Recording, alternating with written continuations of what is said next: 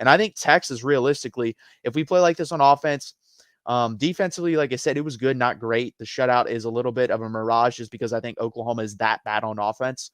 But I do believe that we could win out going forward with Quinn Ewers at quarterback. He was really good today, other than the one throw where it was very lackadaisical. He was too cool for his own skin right there. You know, he drops back to pass, pressure, rolls out to the right, or rolls out to the left, actually, then rolls back out to the right and just like throws it off his back foot, expecting to get out of bounds, and he can't get it out of bounds, even with the arm talent he has from the far hash, like Greg McElroy said.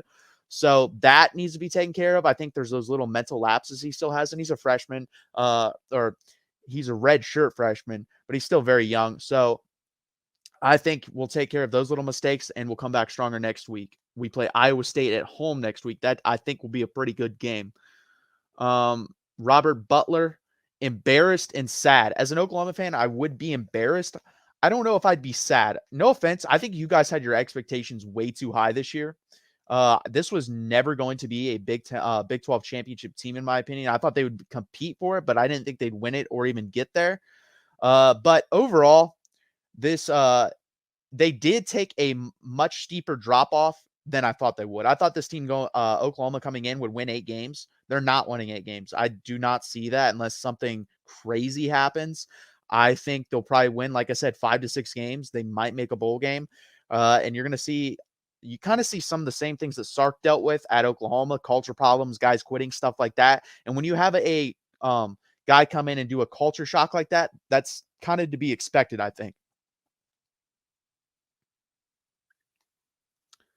Smooth Criminal. This kind of makes up for last year's Texas collapse. It does not. In my opinion, I wanted that game more. Oklahoma, again, playing with they didn't have a backup quarterback. The backup quarterbacks are bad. As you saw, Davis Bevel is not good. So once Dillon Gabriel went out, you saw what's going to happen, and it happened. So I'm not shocked by it. That's why I really appreciate what Hudson Card was able to do for our Texas Longhorns, what he was able to accomplish, and that he stayed. A lot of guys would have hit the transfer portal immediately, even though it probably doesn't make sense for him. They would have done it anyways.